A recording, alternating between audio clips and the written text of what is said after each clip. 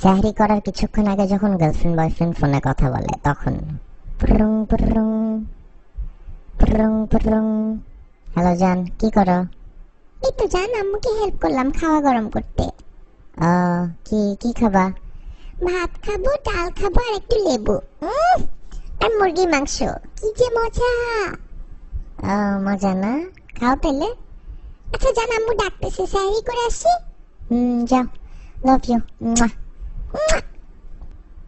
সেহরি করার কিছুক্ষণ পর যখন আবার ফোনে কথা বলে তখন পুরুং পুরুং পুরুং পুরুং। জান খাইলা? হ্যাঁ জান খাইছি, খুব মজা ছিল। তুমি খাওয়া দাওয়া করছো? হ্যাঁ খাইছি, নামাজ পড়লাম। তুমি পড়ছো নামাজ? হ্যাঁ জান পড়ছি। ঠিক আছে, কি করবা তাইলে? সকালে ক্লাস আছে না তোমার?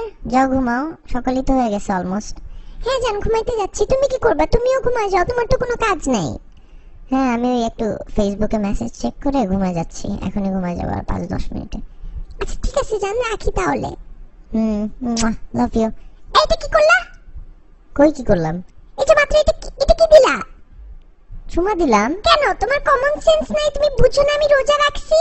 রোজা হালকা হয়ে যাবে না আমার? মাথা খাটায় কাজ করতে পারো না তুমি? আরে আজব, একটা চুমাই তো দিলাম। সারাদিনই তো দাও, মন ভরে না? সারাদিন দিয়ে তোমার মন ভরে না কেন? তোমার এত চুমা দিতে হবে কেন ফোনের মধ্যে? ফালতু যত সব, আমার রোজাটাই হালকা করে দিলা। ধুর।